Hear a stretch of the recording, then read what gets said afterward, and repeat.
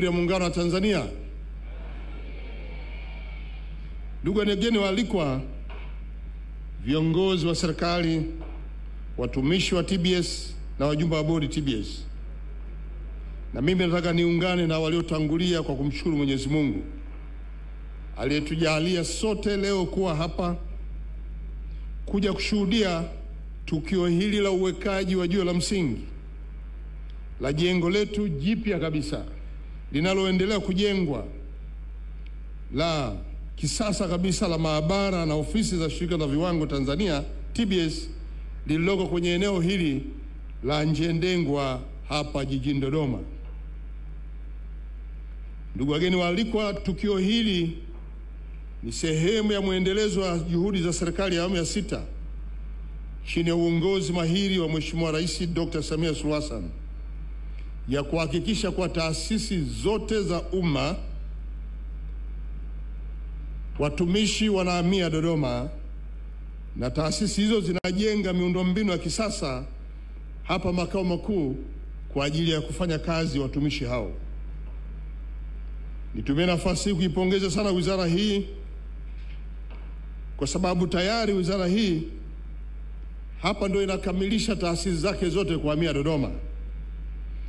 Wizara yenyewe imejenga jengo zuri Mtumba na taasisi nyingine zimeshajenga majengo yake, na sasa TBS inakamilisha kujenga jengo zuri mnaloliona hapa.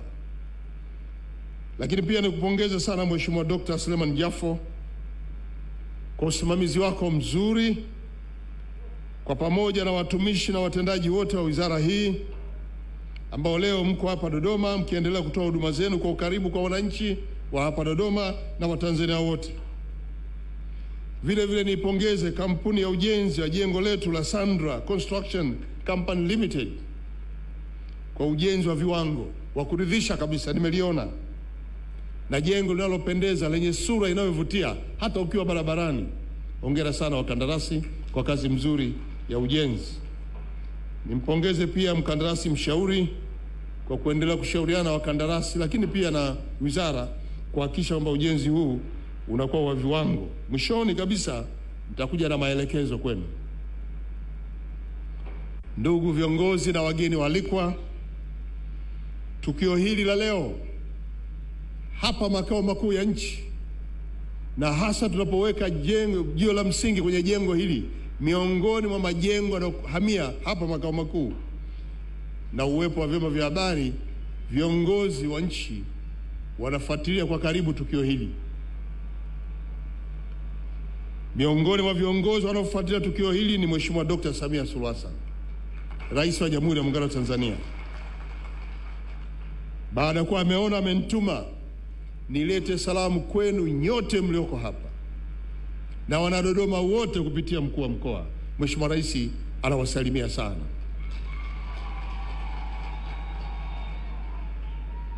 Lakini vile vile Mheshimiwa Dr. Philip Mpango, Makamu wa Rais wa Jamhuri ya Muungano wa Tanzania, anaungana na rais wetu Dr. Samia Suluhu Hassan kutoa salamu za heri na baraka na kuwaombea mafanikio mema TBS kwenu, lakini pia mliohudhuria tukio hili wote mnasalimiwa na Mheshimiwa Dr. Mpango. Pokeeni salamu zenu. Ndugu waalikwa, wageni waalikwa mlioko hapa, huu mradi lengo lake kuu hasa ni kuimarisha miundombinu ya viwango na Shirika la Viwango Tanzania, na kama ambavyo tumejenga jengo la kisasa, huku ndani kutajumuisha ofisi mbalimbali za watendaji wetu wa wizara, wa taasisi, lakini pia maabara kubwa kabisa ya kisasa ambayo itakuwa hapa ndani, itakayokuwa inafanya kazi ya kupima baadhi ya bidhaa, vyakula na madawa ambayo yatakiwa kutumika kwa ajili ya afya na biashara za Watanzania hapa nchini. Na hii ni mahususi kwa ajili ya kusogeza huduma za viwango karibu na wananchi.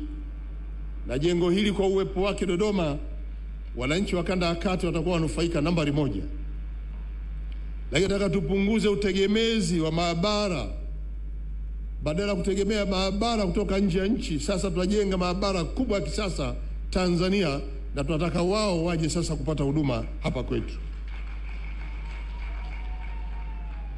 Lakini tunahitaji kuongeza ufanisi katika usimamizi wa ubora wa bidhaa hapa nchini.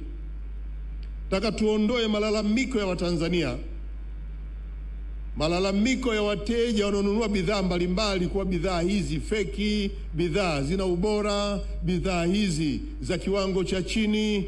Kilio hicho sasa kinakwenda kuisha kukamilika kwa maabara hii. Tupige makofi mengi kwa wizara.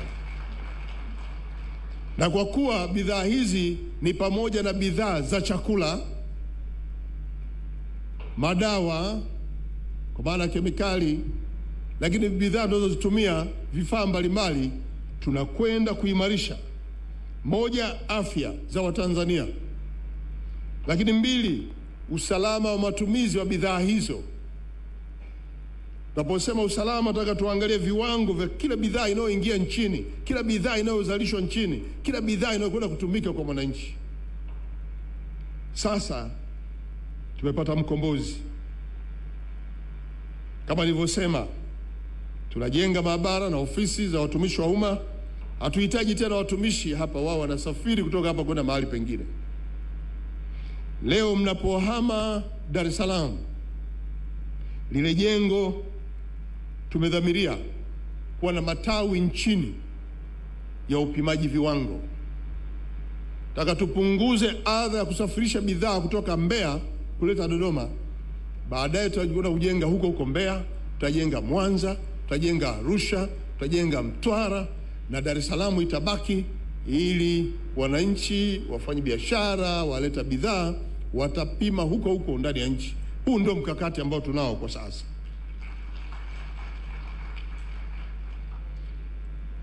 Ndugu wananchi wa Tanzania wenzangu, leo hapa imekuwa bahati tumeleta na vijana wetu. Tunapozungumzia viwango vya bidhaa, vyakula na kemikali, huu ujumbe lazima aanze kuwafika na vijana wadogo. Wajenge utamaduni wa kutumia vifaa, bidhaa na vyakula vyenye viwango. Kwa hiyo mmefanya vizuri kuwaalika hawa wapate huu ujumbe kwamba nchi yetu tunakwenda kuimarisha afya za watumiaji. Kama unatumia chakula, kama unatumia kemikali, kama ni bidhaa, ziwe ni bidhaa zenye viwango, na kazi hiyo itafanywa na TBS ambayo jengo lake ndio linajengwa hapa. Kwa serikali ya awamu ya 6 inatambua kwamba viwango vya ubora si tu vinahusiana na bidhaa tu bora, bali pia kuimarisha afya na uchumi kuwa imara katika nchi. Nataka tuzalishe bidhaa zenye viwango ziweze kununulika si tu ndani ya nchi na nje ya nchi. Nataka tuone nchi za mbali huko zikikimbilia bidhaa iliyozalishwa ndani ya nchi kupitia viwanda tulivyo navyo.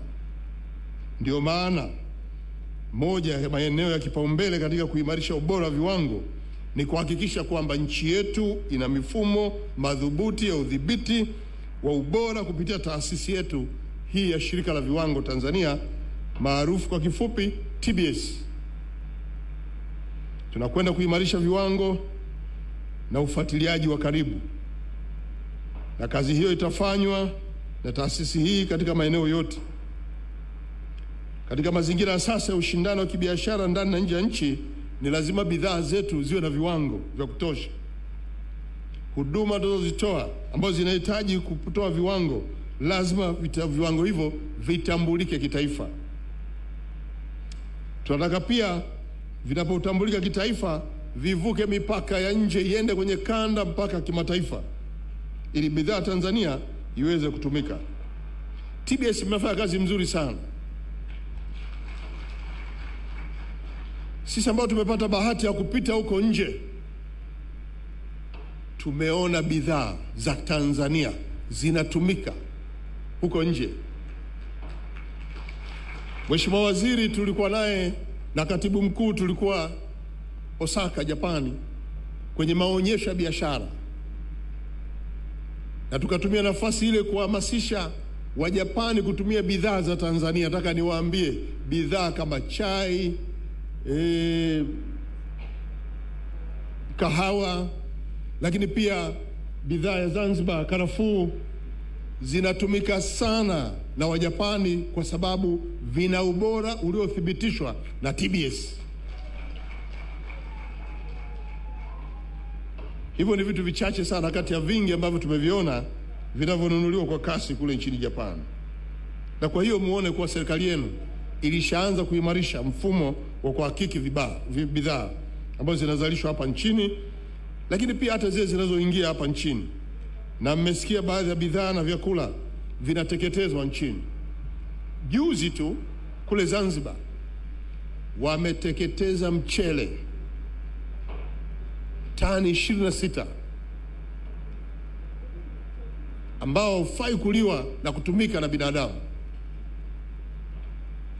Kwa nini? Walitambua vipi? TBS ilifanya kazi yake.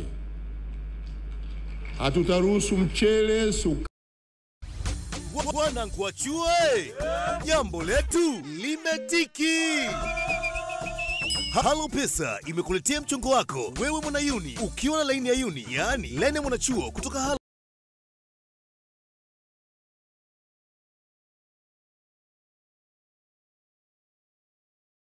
Afya za Watanzania.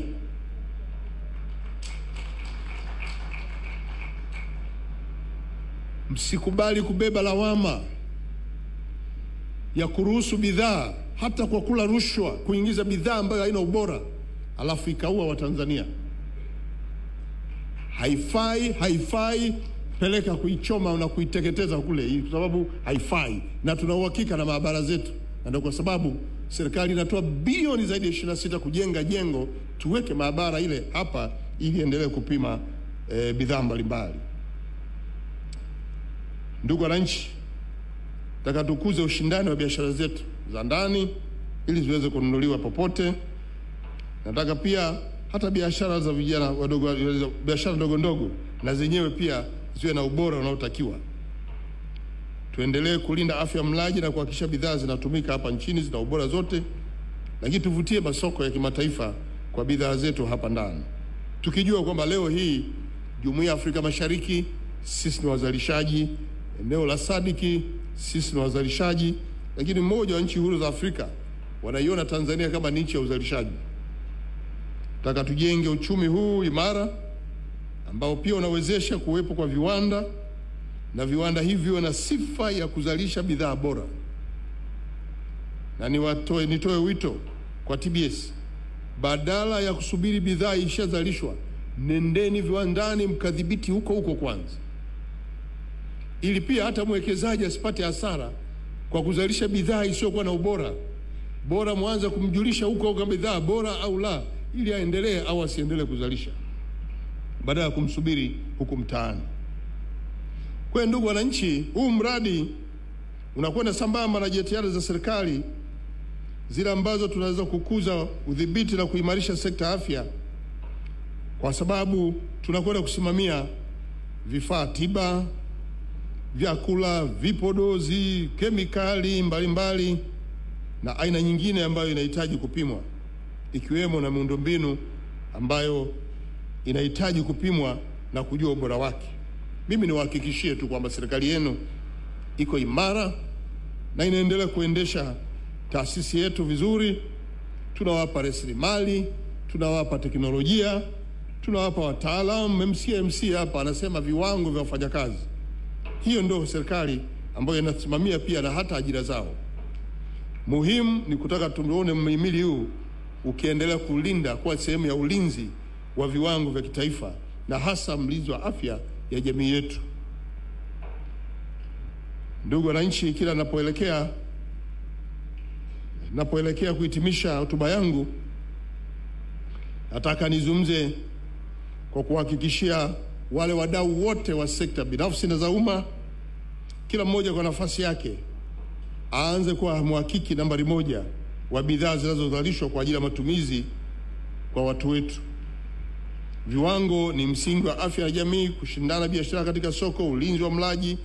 Nataka tuende hatua zote hizo ili tupunguze hatari kwa maisha ya watu wetu. Huu ndio ujumbe ambao tutakwenda taurudia na kurudia. Na kwa msingi huo tumie nafasi hii kusisitiza mambo yafuatayo. 1, kwa wazalishaji wa bidhaa, Ni wasihi muhakikishe bidhaa zenu zinakidhi viwango vya kitaifa, na viwango hivi lazima viwe vimewekwa na taasisi yetu hii TBS, na mzingatie taratibu za vipimo, uthibitishaji wa ubora na uboreshaji wa mifumo ya uzalishaji. Na kama nilivyosema awali, bidhaa zenye ubora ni heshima kwa biashara zetu, kinga kwa afya zetu, na daraja ya kuingia kwenye masoko ya kimataifa. La pili, kwa wafanyabiashara na waagizaji wa bidhaa kutoka nje ya nchi, ni wajibu wenu kuhakikisha kwamba bidhaa mnazoziingiza nchini kwanza ziwe salama na ziwe zimeidhinishwa na zina alama ya ubora kutoka TBS au taasisi inayotambulika. Serikali tunataka tuone soko la Tanzania liwe na bidhaa bora na sio shimo la bidhaa zisizokuwa na ubora. Nataka soko letu liwe na mvuto kwa watumiaji wa nje. Tatu, kwa taasisi za umma na mamlaka za udhibiti zote, ziko taasisi mbalimbali za udhibiti, zote hizi lazima zishirikiane na TBS katika kuelimisha wananchi kuhusu ubora na viwango vinavyohitajika. Na mimi najua mnalo tawi bandarini ambako bidhaa zinaingia, mnao watumishi kwenye mipaka yetu yote, Tunduma na maeneo mengine. Simamieni ubora wa kila bidhaa inayoingia. Tunapaswa kuonesha mfano katika matumizi ya bidhaa bora kama nchi na kufanya taifa hili wananchi wake kuwa salama, ili kutangaza ubora wetu na kazi zetu kwa mataifa mengine. Lakini nne, kwa sisi watumiaji, wananchi wa kawaida, ni haki yetu kutumia bidhaa salama na zilizo bora. Lakini pia tuna jukumu la kuuliza ubora wa kila bidhaa unayoipata. Usibebe tu, uliza kama bidhaa hii ni bora kweli. Chunguza, na utakapobaini kama bidhaa hii ina mashaka ya ubora wake, usisite kwenda kujulisha kwenye vyombo vya sheria. Tujenge utamaduni wa kuikagua bidhaa na alama za ubora TBS kama zipo. Kama bidhaa hiyo haina TBS, uwe na mashaka nayo. Tano, kwa ndugu zetu wa vyombo vya habari, ni wasihi sana mwe mstari wa mbele kuelimisha umma kujua haya, kwamba bidhaa zote tunazozitumia lazima tujiridhishe ziwe bora, na haya yote tunayoagiza kwa umma, kwa wafanyabiashara, lakini kwa taasisi nyingine zote, yale yote tunayoeleza yabebeni, waambieni wananchi. Tunahitaji kupata ushirikiano wenu. Nyie ni wadau wetu muhimu sana katika kutoa elimu na kupeleka ujumbe kwa Watanzania.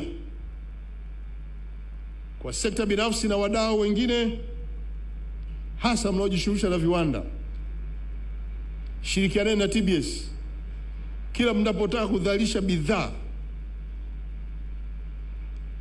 Waalikeni wataalamu wa TBS waje wakague hatua zote za awali kabla hujazalisha.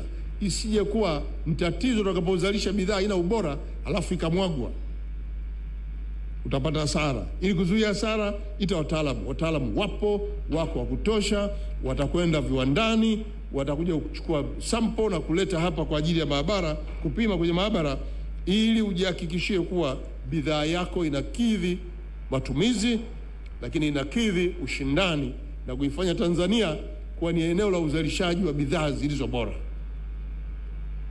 Ndugu wageni waalikwa na wananchi wote mlioko hapa kwa ujumla, mafanikio ambayo tunayaona kwa TBS ni kwa sababu ya, wanasema commitment, uwajibikaji wao. Nimeshafanya ziara TBS kukagua hatua zote za ukaguzi wa bidhaa mbalimbali. Hakika TBS imeimarika. Hongera sana. Endeleeni. Moja kati ya eneo ambayo nilikuwa na mashaka sana ni TBS, kwamba pale ingekuwa ni jumba la rushwa. la mtu mwenye bidhaa feki anapeleka TBS, anajua kwamba angehonga alafu bidhaa iweze kupitishwa TBS. Hilo jambo halipo. Endeleeni na hiyo tabia. Serikali itaendelea kuwaimarisha. Elezeni mahitaji yako wapi, wizara ipo. Sikilizeni maoni ya kamati ya bunge na yale ambayo yanajadiliwa bungeni, taambiwa na kamati ya bunge ya kudumu ya viwanda biashara. Malengo yetu ni kuhakikisha kuwa TBS inafanya kazi vizuri. TBS, endeleeni kuimarisha kitengo cha utafiti. Bidhaa mbalimbali za utafiti ambazo zinahitajika zizalishwe, ambazo zinatakiwa kufanya utafiti, fanya utafiti maeneo mbalimbali. Tembeeni kwenye nchi mbalimbali, muone taasisi za wenzetu. Kwa nini tunaamini sana bidhaa kutoka Ujerumani? Sema hii ya Mjerumani hii bwana, hii ya fulani ya hii ya fulani. Sisi nataka tuingie kwenye ile chati ya hii ya Tanzania bwana, alafu inachukuliwa. Nani atatufikisha hapo? Ni TBS. Chapeni kazi. Ndugu wadau, nitumie nafasi hii kwa kurudia tena kutoa pongezi za dhati kwa taasisi yetu ya TBS, lakini pia wizara ambayo mnasimamia mambo yote haya, kamati yetu ya bunge ambayo inasimamia wizara hii na taasisi zake zote, kwamba mpaka leo hii tumeendelea kupata mafanikio makubwa kwa usimamizi wenu. Na hii ndio inaipelekea kuwa na historia mzuri nchi yetu na kulifanya kuwa ni soko kimbilio kwa nchi majirani wanaotuzunguka ambao wanapata bidhaa kama soko hapa nchini Tanzania. Nitumie nafasi pia kuwapongeza wananchi wa mkoa wa Dodoma kwa mshikamano wenu. Leo mmejitokeza kwa wingi sana, alafu hamasa iko juu. Mheshimiwa mkuu wa mkoa, hongera. Wewe ni mkuu wa mkoa wa viwango, ameshapimwa na TBS huyu.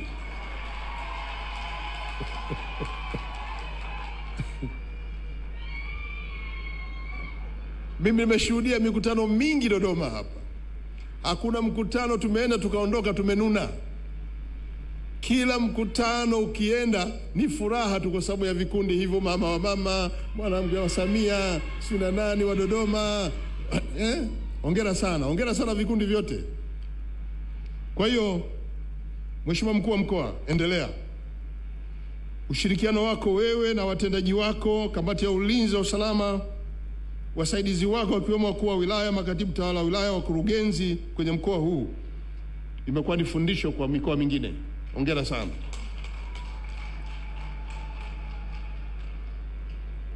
Ni matarajio yangu kwamba mtaendelea kuwa na ushirikiano huu, na hasa tunapotaka kutupeleka elimu ya jambo muhimu kwa kutuletea wadau kwa kiasi hiki, ni jambo muhimu sana. Sasa tunapokutana na kundi kama hili,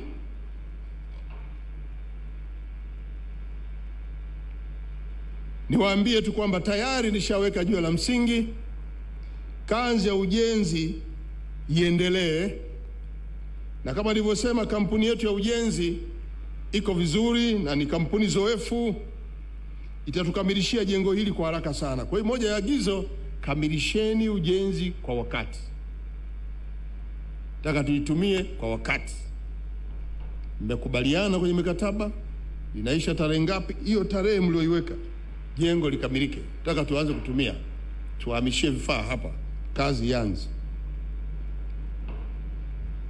Mkurugenzi Dr. Katunzi ameniambia umeme bado haujaja, wanatumia generator. TANESCO mpo? TANESCO popote walipo yes, TANESCO, leteni umeme haraka hapa. Hatuwezi kujenga jengo kubwa kama hili mpaka leo halina umeme. Leta line ya umeme hapa.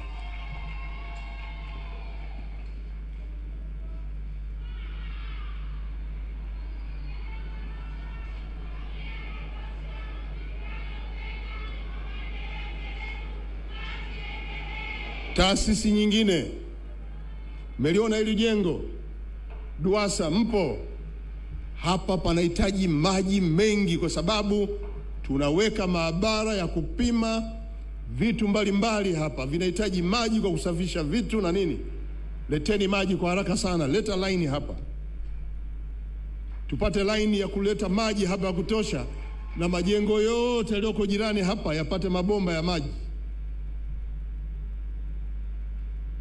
Na jiji, hebu fanyeni kama alivyofanya mkurugenzi wa kwanza, aliweka barabara za lami kabla hata ya nyumba, na kupitisha mabomba humu kabla hata ya nyumba, na kuweka umeme kabla ya nyumba. Na nyie fanyeni hilo, wekeni maji na umeme na kila kitu kiwe tayari. Leo nimepita Vumbini hapa, mnajua jengo refu linajengwa. TARURA mpo? Weka lami kutoka kiunganishi mpaka TBS.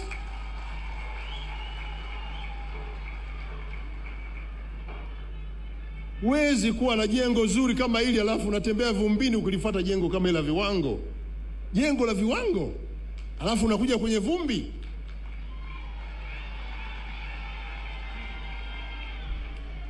Unganisha barabara za lami kutoka kila mnapoingilia, kutoka huku, kutoka kule stendi, kutoka huku St. Claver Peters nini, unapoingia TBS lazima uingie kwenye lami.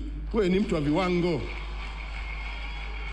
Kwa TARURA, hakikisha hapa mnaleta barabara zetu zinazoingia maeneo haya na taasisi zote za jirani hizi, unganisheni kwa lami kuingia kwenye taasisi zinazojengwa. Tunahitaji mji sasa barabara zake zote ziwe za lami, na hiyo ndio kazi ya TARURA. Na TARURA mko hapa, chukueni hilo na mkalifanyie kazi. Kwa uwekaji huu wa jiwe la msingi leo, naendelea tu kuthibitisha wananchi kwamba serikali inaendelea na kazi yake ya ujenzi wa kuendeleza mji, na tunafanya hivyo kwa vitendo. Na niwahakikishie kwamba Mheshimiwa Dr. Samia Suluhu Hassan kwa maelekezo yake, tunataka pia hata inapofika Disemba mwaka huu, karibu taasisi ambazo wizara ishajenga taasisi zake zote, majengo yake yawe yamekamilika.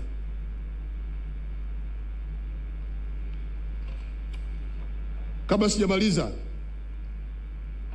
nimepata bahati leo nimekaa na umma huu, niwajulishe tu kwamba mwaka huu 2025 ni mwaka wa uchaguzi. Hapa kila mmoja anayo haki ya kushiriki kwenye uchaguzi, iwe ni kwa kupiga kura au hata kama umeomba kuchaguliwa. Kwa wale wenye sifa kuanzia miaka ile 18, tunaamini wote mmeshajiandikisha.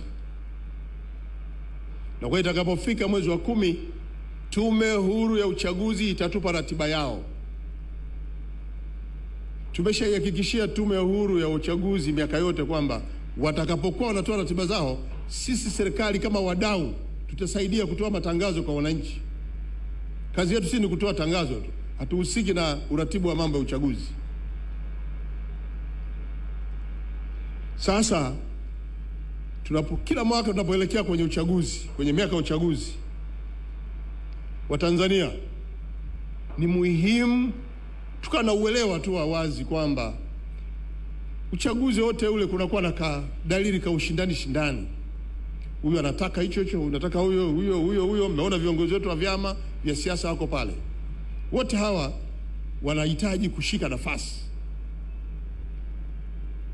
Tunapotaka kushika nafasi, kuna kushindana, na wasihi ushindani wetu uzingatie tunu ya taifa ya amani na utulivu katika nchi. Jana nilikuwa na wasomi wa vyuo vikuu pale Chuo Kikuu cha Dar es Salaam. Niliwaambia haya, tusikubaliana yanayoendelea, yanayopelekea kwenda kuvuruga amani ya nchi. Tutakuja kujuta wa Tanzania. Hii nchi toka huko ili wenzetu wazee wetu walipoanza kujenga misingi, baadaye wakaruhusu uwepo wa vyama vya siasa, tumeendelea vizuri.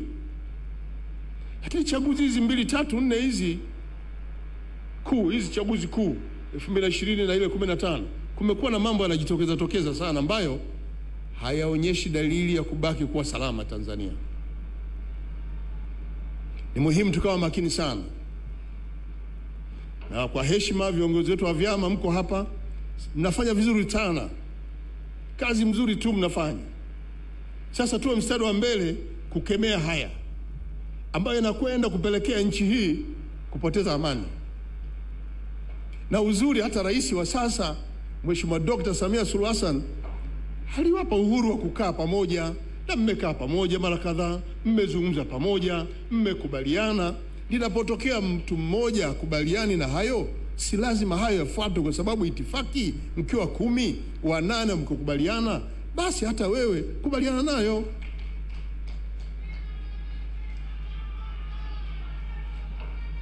Kwa nirudie tena, umma huu leo imekuwa bahati, tuna vijana wetu wadogo.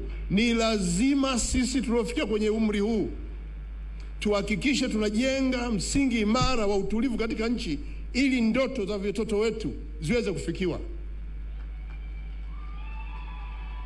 Tusije tukasahau, tukaona sisi ni sisi tu, tukawasahau wale, alafu tukasimama kwenye majukwaa tukawaaminisha vitu ambavyo havipo. Si sawa. Hii nchi ni yetu sote.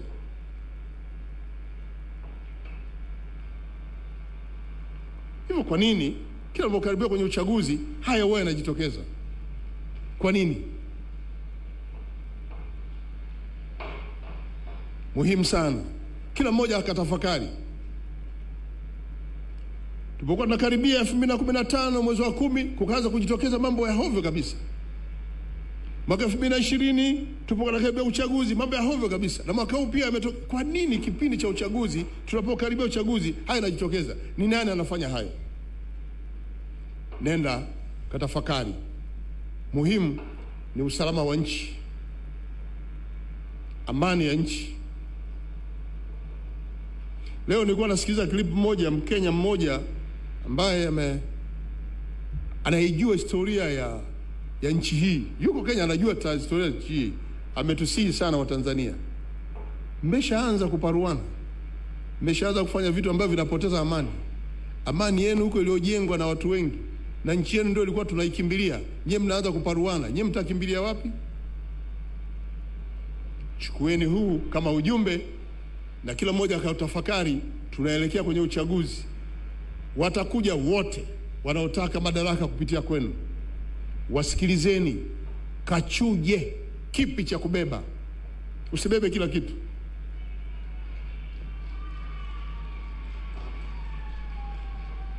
Uhuru wa kwenda kuzungumza sera upo mkubwa tu. Nenda kasikilize. Sikiliza, yapokea hayo. Nenda kachuje. Ukiamba kimbia huku, uliza unakwenda mpaka wapi? Kwa ajili ya nini huko?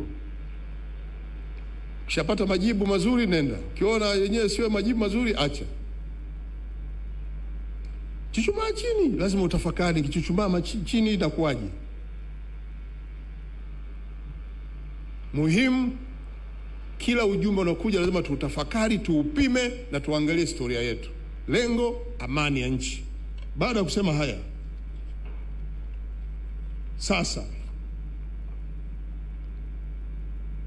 jiwe la msingi nishaweka. Maelezo ya msingi kuhusu TBS nimeeleza. Wito kwa wadau wote nimeeleza. Na majukumu ya mwisho ya wale wanaotakiwa kusaidia ujenzi ukamilike vizuri nimetoa. Baada ya kusema haya, na washukuru kwa kunisikiliza. Asante sana kwa kunisikiliza.